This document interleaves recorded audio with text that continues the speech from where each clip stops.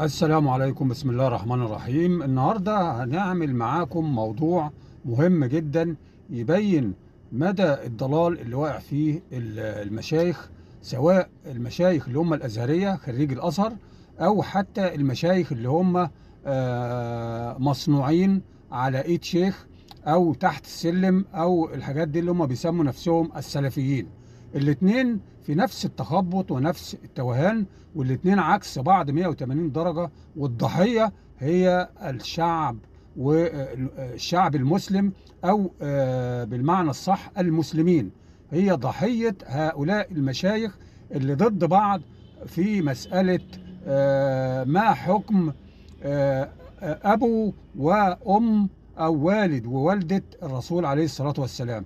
هل أبو الرسول وأم الرسول عليهم الصلاة والسلام في النار أم في الجنة؟ في اختلاف رهيب بين الاثنين. السلفيين اللي هم صنيعة السلم أو تحت السلم أو الزوايا، دول يقول لك إن أبو وأم الرسول عليه الصلاة والسلام في النار، ويتمسكوا جدا بأحاديث اللي موجودة في صحيح مسلم. وفي نفس الوقت لما بتسأل مشايخ الأزهر خريج الأزهر عن هذه المسألة برضو، هل أبو وأم الرسول عليه الصلاة والسلام في النار أم الجنة، يقول لك لا، يعني عاملين بقى مجاملين وإنهم محبين للرسول. يقول لك ده هم من أخير الناس ومن أحسن الناس، ويقول لك إن هم في الجنة، وينسوا تماما الأحاديث اللي هي موجودة في صحيح مسلم اللي بتثبت ان ام وابو الرسول في النار، زي ما هنجيب لكم دلوقتي. هنا مثلا قدام حضراتكم اهوت فوق بيقول: فقد جاء النص بان ابا النبي صلى الله عليه وسلم في النار، وذلك فيما رواه الامام مسلم في صحيحه من حديث انس ان رجلا قال: يا رسول الله، اين ابي؟ قال: في النار.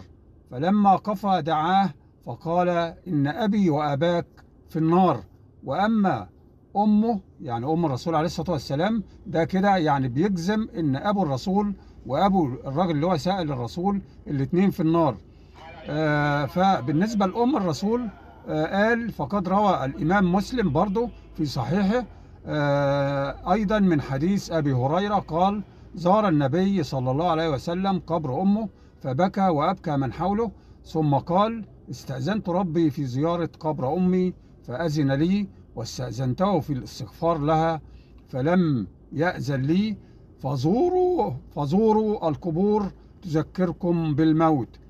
هنا بقى عشان يأكد لك إن أمه في النار وإنها مشركة وفي الجحيم، قال لك: ومن نهى النبي صلى الله عليه وسلم عن الاستغفار لهم، يعني ربنا خلاه ليه ما يستغفرش ليه أمه؟ لأن بقول لك هم الرسول ما بيستغفرش لهم لأنهم هم من أصحاب الجحيم، وذلك قوله تعالى. واستشهد بقى بآية يعني مش في محلها نهائي ونزلها على أم الرسول بالباطل. قال لك: ما كان للنبي والذين آمنوا أن يستغفروا للمشركين ولو كانوا أولو قربى من بعد ما تبين لهم أنهم أصحاب الجحيم.